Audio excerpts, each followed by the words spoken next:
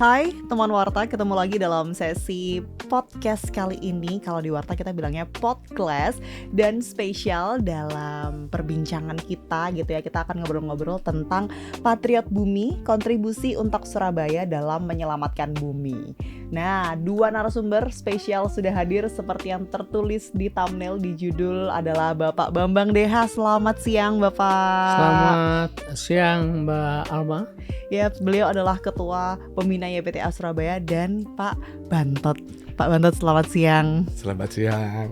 Wah, spesial sekali. Beliau berdua menyempatkan hadir di studio Warta. Terima kasih banyak tentang hari ini gitu ya. Ini hari yang spesial kita siapkan dari kemarin tentang Hari Bumi. Begitu ya Pak.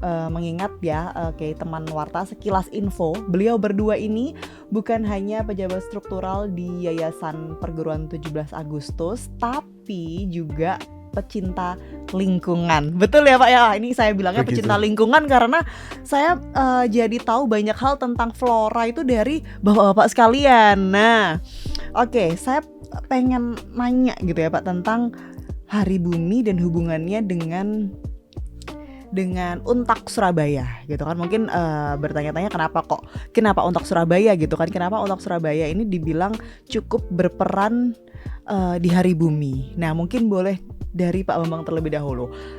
Kenapa kok Untak Surabaya ini identik dengan Eko Kampus menurut Bapak dan sangat relevan untuk membahas Hari Bumi? Saya sangat senang Yep. hari ini podcast mengangkat tema yang terkait dengan Hari Bumi, dan Untak saya rasa cukup di depan di dalam ikut memberikan atensi pada persoalan bumi ini. Apa sih yang persoalan menonjol terkait dengan ini, terutama kerusakan lingkungan? Oh ya. Mungkin kita bisa di depan dalam memetakan, membangun kesadaran kepada masyarakat, dan kita awali dari kampus kita bahwa lingkungan sudah rusak. Ya, Jangan-jangan warga kita tidak sadar lingkungan itu sudah rusak dan perlu diperbaiki. Dan Untak bisa memberikan kontribusi karena di sini banyak pakar yang punya kapasitas di dalam menilai, termasuk Pak Bantot ini. Ke depan kita mulai dengan perencanaan yang baik. Bagaimana lingkungan yang rusak ini kita perbaiki, tapi tidak sembarangan memperbaiki, tetapi dengan perencanaan yang secara akademik memadai lah. Iya, betul. Kemudian setelah perencanaannya bagus, bagaimana tindak lanjut? Jangan kita punya planning bagus dan sudah menyesuaikan dengan, kalau secara nasional ada tata ruang nasional, di tingkat provinsi ada RT RW provinsi, artinya tata ruang wilayah provinsi. Kemudian kota kabupaten, dalam ini kota Surabaya misalnya, harus merujuk dalam perencanaan tata kotanya, ya merujuk pada RT RW provinsi dan RT rencana tata ruang nasional, berpedoman pada Undang-Undang Nomor 26 Tahun 2007. Kita sudah punya undang-undang, kita rujuk aja dan secara konsisten kita ikuti. Tapi jangan lantas katalah para akademisi Untak sudah mengikuti perencanaan, tapi kemudian keluarga besar Sivitas Akademika tidak mengikuti ini. Kita bisa menjadi di depan di dalam merencanakan dan melangkah ya untuk memperbaiki lingkungan kita. Wah, luar biasa sekali. Kita dari lingkungan yang terkecil ya Pak, kampus. Betul, gitu kan. Ini kan salah satunya ibaratnya belum di tingkat kota gitu ya Pak, tapi ternyata punya dampak yang cukup besar ya dalam Hari Bumi. Salah satunya dari diri sendiri. Kalau misalkan mungkin dari pejabat struktural di lingkungan kampus sendiri tidak ada yang cinta tanaman, ya mungkin tidak akan tergerak gitu ya. Oke. Kalau dari sisi Pak Bantot, kenapa sih Untak Surabaya tuh layak membahas Hari Bumi? Baik, ini adalah suatu momentum yang sangat baik sekali selain kita memperingati Hari Bumi. Tetapi sekaligus ini adalah momentum untuk kita introspeksi diri. Yang mana kalau dulu kita itu barangkali adalah ego, kita hidup di bumi itu adalah ya pokoknya hidup begitu. Nah ini perlu secara strategis kita membangun, kita menyadarkan, terutama adalah mahasiswanya, karena kita setiap tahun cetak itu yang kita cetak lebih dari 3.000 hari itu.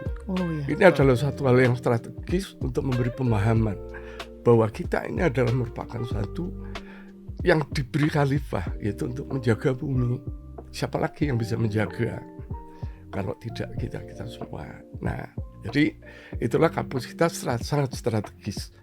Nah, kemudian sebagai suatu laboratorium, yaitu untuk memberikan suatu pendidikan ke arah sana. Ini adalah sangat baik sekali, yaitu mulai dari kita ambil apa sih masalah yang terbesar di bumi kita. Masalah krisisnya adalah krisis iklim. Kemudian yaitu krisis terkait dengan punahnya habitat hayati. Kemudian juga yang ketiga yang terbesar adalah masalah polusi. Wah iya, luar biasa sekali polusi. Seperti itulah ya, seperti tadi disampaikan oleh Pak Bambang. Kita ngaji sejak tahun 2008. Kemudian kita tuangkan di dalam rencana strategi Restra untuk membangun Untak ini ke depan.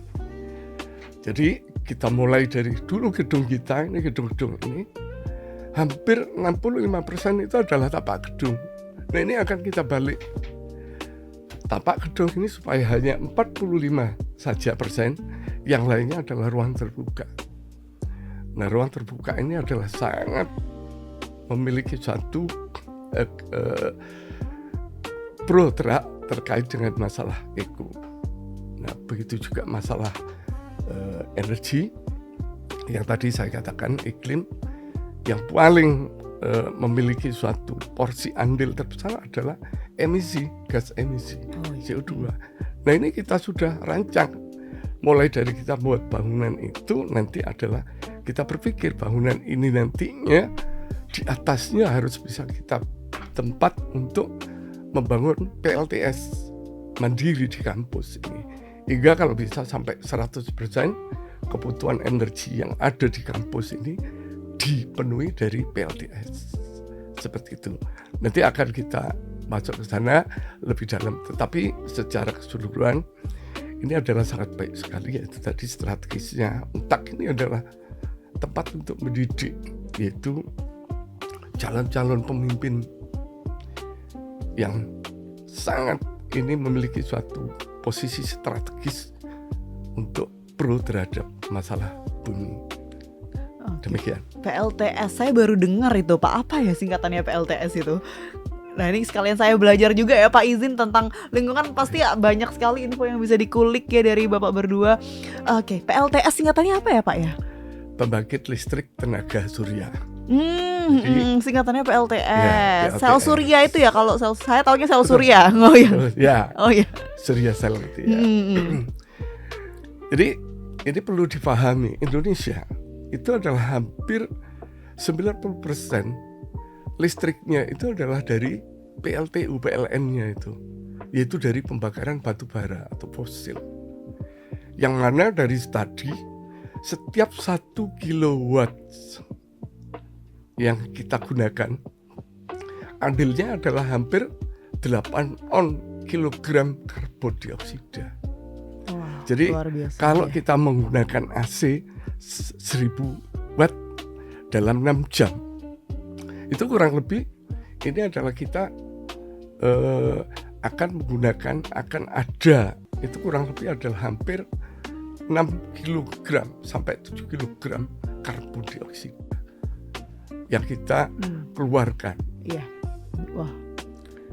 Nah, sekali ya. Tetapi kalau itu nanti itu dengan PLTS, maka karbon tadi itu dapat kita reduce hingga sampai 0. Jadi ini nanti adalah seberapa kita itu bisa kalau Indonesia ini secara keseluruhan nasional ini akan menuju ke reduce karbon itu signifikan, ya harus menggantikan. Kalau bisa energinya jangan menggunakan energi fosil, tetapi adalah energi yang terbarukan. ya seperti PLTS. Oke, energi fosil. Apalagi sekarang kayaknya perang sedang ini ya Pak ya, di Selat Hormuz tuh. Wah, isu BBM luar biasa sekali Betul. di Indonesia. Makanya Iya. mungkin sepertinya tepat ya berbicara tentang Hari Bumi. Nah, tapi saya pengen tahu juga Pak sisi lain dari Pak Bambang sama Pak Bantot gitu kan. Di luar yang kita kenal Bapak sebagai tokoh di YPTA Surabaya. Nah, awal mula hobi Bapak flora itu apakah sudah lama Pak? Kan ini kita tahu sekarang kayaknya Untak cantik banget ya Pak, di depan gedung NP juga parkiran ada banyak sekali anggrek gitu kan. Terus beberapa kali juga Pak Bambang mengadakan tanaman anggrek, pameran anggrek juga di Untak Surabaya, diterapkan di sini hingga kampus tuh menjadi cantik sekali. Itu hobi Bapak yang sudah dijalani selama berapa tahun itu Pak kira-kira? Ya, saya ini kan orang desa. Iya ya. Orang desa yang berinteraksi dengan lingkungan sekitar sejak lahir tumbuh berkembang. Nah, dan akhirnya ya itu semacam menginternalisasi ya, terinternalisasi ke dalam mulai pikiran sampai pada aksi-aksi nyata di lapangan. Saya ingin cerita, pertama kali saya masuk ke kota Surabaya, kemudian bergabung di pemerintah kota Surabaya, saya lihat kerusakan itu. Nah, yang mendasar tadi saya singgung masalah apa? Proporsi, tata ruang. Saya melihat dan dapat laporan dari masyarakat, misalnya banyak ruang terbuka yang dialihfungsikan.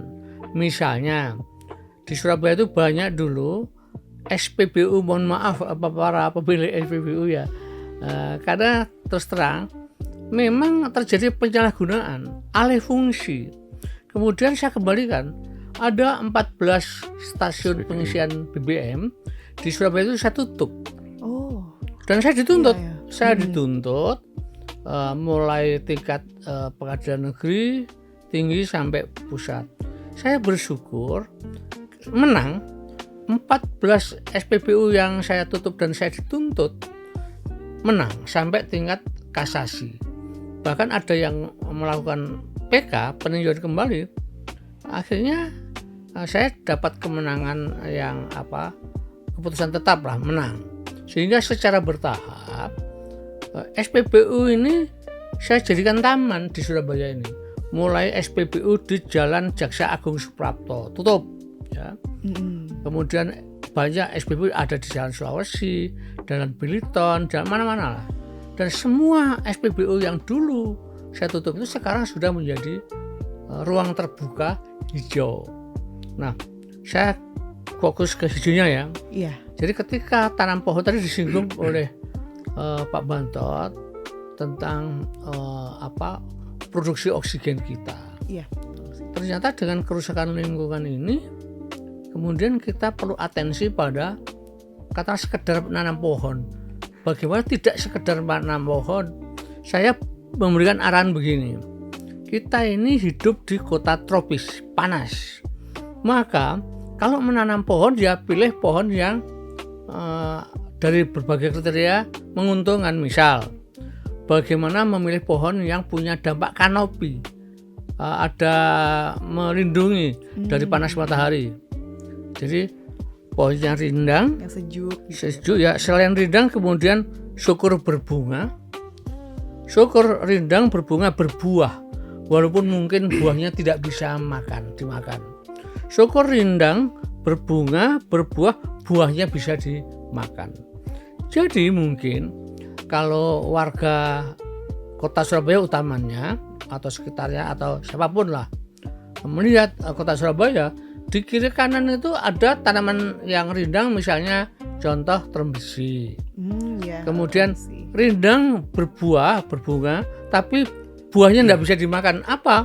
Ada bintaro, ada semberit. Tahu nggak semberit? Baru tahu juga saya ini Pak semberit. Bintaro juga saya baru tahu juga. Semberit itu kalau misalnya lewat jalan Sumatera itu buahnya itu cakep, cantik. Seperti jambu. Banyak orang tertipu. Merah merona seperti jambu. Kalau dimakan nggak bisa. Bisa dimakan? Nggak bisa dimakan memang. Konon katanya beracun. Yes, tetapi kalau sudah tua bisa dioseng-oseng. Ini Oh, tanaman gitu. asli Afrika. Cantik. Saya di rumah punya. Dan saya kalau ada biji ini sering saya semai bibit dan kita berikan pada siapa yang menginginkan. Semberit. Saya juga kapan baru membawa semberit, mungkin baru berapa senti. Sekian tahun lagi mungkin bisa mewarnai jenis tanaman di unta. Oh, ditanam di sini, Pak. Iya. Wah, Unta iya, ini- semberit. Iya. Tadi disinggung Pak Bantot untuk ikut menyelamatkan flora fauna, kita tanam pohon dari berbagai jenis, ya. Jadi keragaman tanaman, Dan yang keragaman langka, tanaman, iya. Langka ya. Kita luar biasa. Pak Bantot itu salah satu yang ikut di depan yang merintis mendatangkan tanaman-tanaman langka. Kalau di Sumatera rusak hutannya, di Kalimantan rusak hutannya, kita banyak bibit tanaman langka di sini yang mungkin di tempat lain tidak kita temui, ya. Sayang lahan kita terbatas. Iya. Ketika lahan kita terbatas, saya sebelum mimpi kapan ya para dosen, mahasiswa, peneliti ikut menyemai tanaman langka, dan kalau lahan kita terbatas kita sumbangkan ke Pemkot. Silakan pemerintah kota kemudian ditanam dimanapun, Dimanfaatkan ya, sebaik di mungkin. kiri kanan jalan, Iya. ya. Dan ini apa yang dirintis yayasan, pengawas, secara personal para dosen di Untak ini sudah care lah. Jadi virus baik, virus positif, cinta flora fauna itu menular. Mudah-mudahan juga menular pada para mahasiswa, karyawan. Dan kita pernah punya semacam kegiatan usaha, misalnya pameran anggrek, seminar budidaya anggrek. Iya. Saya pikir itu bisa dilanjutkan Pak Bantot, Mbak Alma. Jadi Iya. akhirnya muncul kesetiaan. Ini saja Pak Bantot baru merintis tanaman di depan kampus ini. Saya sudah banyak dapat semacam apresiasi, ya, saran-saran bagus, sudah menular lah. Mudah-mudahan virus positif itu terus menular. Dan semacam ini Hari Bumi itu kita isi dengan kampanye.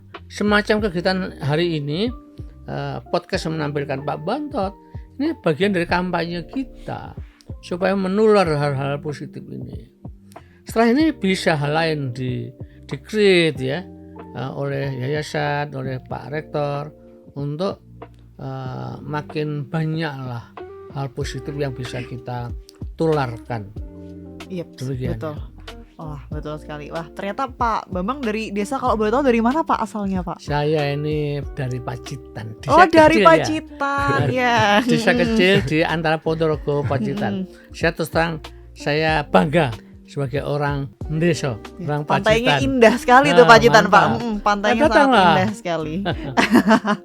Ternyata Pak Bambang Deha ini asalnya dari Pacitan, teman Warta. Nah, emang kalau melihat di Untak Surabaya, jadi akhir-akhir ini tim Warta itu sedang mendapat tugas juga, salah satunya dari Pak Bambang dan Pak Bantot, ya. Kita dibantu sama tim Landscape juga untuk membuat list, mengisi website tentang kekayaan flora di Untak Surabaya. Siap. Gitu. Ya, Sudah bagus, mulai bagus, berjalan. bagus. Iya, sudah mulai berjalan, dan sedikit banyak akhirnya jadi banyak tahu juga, Pak. Saya dari situ banyak belajar. Sebelumnya saya bingung banget, Pak, ini pohon ini, di pohon ini apa ya ini namanya ya? Ini daunnya sama, tapi sekarang kayak sekali lihat udah mulai tahu perbedaannya.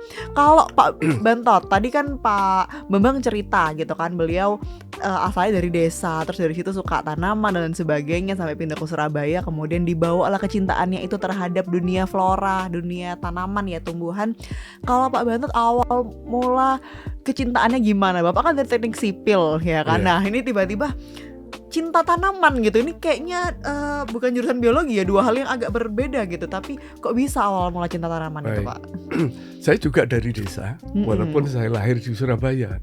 Karena desanya desa Sidosermo. Oh, desa tetangga Sampai seberang sekarang ini ya, Pak? desa. Iya, iya, iya. Nah, dulu masa kecil saya, kalau kita itu mau cari terengulun, mau Iya, cari kecacil, mau cari rugem, mau cari yang jeruk kikit, mau cari mundu, mau cari itu ada semua di sekitar keliling. Oh, oke. Kemudian saya sejak kecil akhirnya tertanam mengisi apa? Yaitu saya senang dengan binatang. Bahkan saya sejak dari SD kelas 6 sudah membuat kolam, membangun sendiri, membuat sendiri. Kemudian kita isi dengan ikan. SD kelas 6 itu, Ya, Pak? itu adalah bagian untuk melengkapi kalau tanaman sudah ada. Surabaya dulu udah ada ikan di sungai itu yang warna-warni, tidak ada. Ya kita lengkapi. Nah setelah itu ternyata setelah saya kembali habis dari Malang, dari Bandung, saya balik di Surabaya. Kita rindu dengan tanaman-tanaman tersebut. Itulah saya klop bertemu dengan Pak Bambang. Kalau bisa tanaman yang memiliki payung, kalau bisa berbunga, kalau bisa adalah berbuah. Nah ini karena lahan kita sempit dan saya rindu dengan tanaman-tanaman langka. Ya udah kalau begitu juga kita berikan tanaman-tanaman langka, mulai dari wuni. Dulu banyak sekali wuni, terengulun, kemudian rukem. Alhamdulillah ada di sekeliling kita sekarang. Setidaknya seperti itu. Nah, melanjutkan terkait dengan tanaman. Kenapa sih kok kita perhatian tanaman? Karena akar dari permasalahan krisis iklim itu adalah yaitu emisi karbon dioksida dan juga sedikit persentase metana. Nah, Gusti Allah ini sudah memberikan suatu cara, yaitu dipergunakan untuk dulunya menyeimbangkan, menangkap. Siapa yang menangkap karbon dioksida? Tanaman. Dari berbagai macam tanaman ini, kalau kita lihat habitatnya, ada mangrove, kemudian habitat tanaman laut, ada tanaman perdu, ada semacam tanaman rumput dan sebagainya. Nah, semuanya memiliki kontribusi, yaitu menyerap karbon dioksida. Nah, sekarang ini karbon dioksida yang bisa diabsorb oleh tanaman itu kurang lebih dari berbagai jurnal itu adalah kurang lebih 20 juta ton. Jadi 20 miliar ton setiap tahun. Sedangkan karbon yang dilepaskan akibat transportasi, industri itu adalah kurang lebih 37 miliar ton yang dilepaskan. Jadi kita setiap tahun itu ada karbon yang dilepas dan tidak diabsorb. Ini adalah kurang lebih jumlahnya bisa 13 sampai 17 miliar ton. Nah, apabila ini itu kita tidak care terhadap ini, jangan disalahkan, alam ini nanti akan semakin panas. Nanti orang nanam akan berharap bisa ada hasil. Itu ada kemungkinan nanti itu adalah gagal panen. Banjir yang dulu kita itu tidak ada siklon berada di daratan Indonesia. Kemarin nyebrang itu di Sumatera. Nah, ini adalah semua akibat dari karbon dioksida yang sekarang itu naik 2 kali lipat dibandingkan sejak zaman revolusi industri.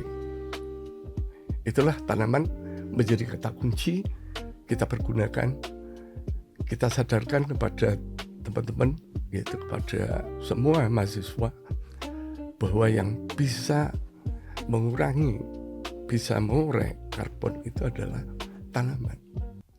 Terutama adalah mangrove, itu memiliki kemampuan 3-5 kali dibandingkan hutan heterogen. Gambut itu kurang lebih 1,3 kali dari hutan. Bambu ini cepat, cuman sayang karbonnya ini tidak lama untuk disimpan. Kemudian terurai kembali, terlepas kepada alam. Saya kira itu yang penting. Tanaman ini adalah merupakan suatu hal yang wajib, yaitu dipergunakan untuk mengambil karbon dioksida supaya tidak berada di alam, sehingga nanti menyebabkan efek rumah kaca. Efek rumah kaca ini menjadi bumi semakin panas. Panas, luar biasa sekali panasnya. Nah, iklimnya yang terdampak seperti itu. Iya, kalau kita melihat cuaca Surabaya akhir-akhir ini ya Pak, luar biasa sekali. Ya. Ya, benar. Keluar udah, wah panasnya itu bukan ini, di kulit itu agak kebakar gitu rasanya Pak. UV-nya tinggi Itu sekali. ada hasil riset ya, Iya. dari sebuah perguruan tinggi, saya tidak nyebut, dan bisa aja untuk mengulang riset ini tentang apa, produksi oksigen, daya serap karbon dioksida tiap-tiap pohon. Contoh kalau nggak salah seperti termbesi. Termbesi ini jauh dibanding tanaman lain produksi oksigennya, daya serap karbon dioksidanya.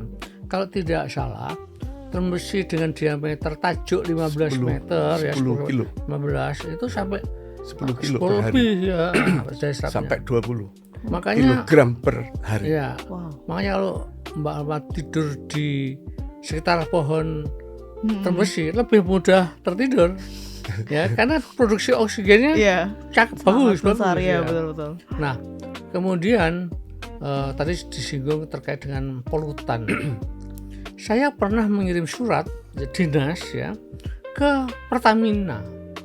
Mengapa? Saya dapat masukan dari banyak pihak, hasil diskusi, seminar sebagainya. Ternyata timbal itu terkandung di dalam bahan bakar kita. Saya kirim surat ke Pertamina minta supaya bensin yang dijual di Surabaya tidak mengandung timbal. Dan alhamdulillah direspon sangat positif oleh Pertamina. Waktu itu akhirnya diputuskan Surabaya dan Denpasar dijadikan contoh uji coba bensin tanpa timbal. Karena akibat timbal yang masuk ke tubuh kita sangat tidak bagus untuk untuk kesehatan. Nah, 2-3 tahun lalu kalau nggak salah, saya pernah cek ke salah satu laboratorium klinik ya. Kan itu polutan yang masuk itu ketika susah dijejak lewat macam-macam ya, ternyata masih di rambut. Jadi saya cek ke sebuah laboratorium. Sampai cek sendiri Bapak ke saya laboratorium cek ke waktu lab. itu. Ternyata memang kandungan di tubuh ini yang terekam dari rambut itu merkuri, aluminium, timbal, dan timbal saya termasuk tinggi. Tapi kemudian ada sebuah upaya bagaimana menghilangkan timbal. Saya akhirnya ke sebuah klinik juga yang bisa menurunkan timbal. Akhirnya timbal saya bisa turun drastis begitu dikasih semacam terapi gitu. Turun aluminium. Masih ada nanti setelah podcast ini. Iya. Bisa lihat di HP saya berapa kandungan polutan yang ada di tubuh saya yang terjejak dari rambut. Jadi memang kenapa katakanlah di Surabaya ini banyak kita tanam termbesi misalnya di tepi jalan, di ruang-ruang terbuka yang dulu gundul, karena yaitu di samping ada efek rindang melindungi area kanopi, juga produksi oksigennya bagus. Kalau Mbak Alma atau warga kota mencermati, cobalah lihat di perempatan-perempatan di Surabaya ini. Gak jauh nanti kalau ini keluar ke perempatan Beratang itu. Beratang terbesi. Ada terbesi. Kenapa? Dulu mimpi saya, kalau orang naik motor, naik mobil, lampu merah, dia di bawah terbesi terlindungi, nggak panas. Iya. Tapi kalau di perempatan panas sekali, lampu merah, itulah yang menyebabkan begitu lampu hijau, ngebut kan panas. Iya. Maka alhamdulillah saya kalau keliling, saya amati beberapa perempatan terbesi yang sudah besar, nggak dirusak, terpelihara dengan baik, dan mestinya ini bisa diteruskan. Kita milih.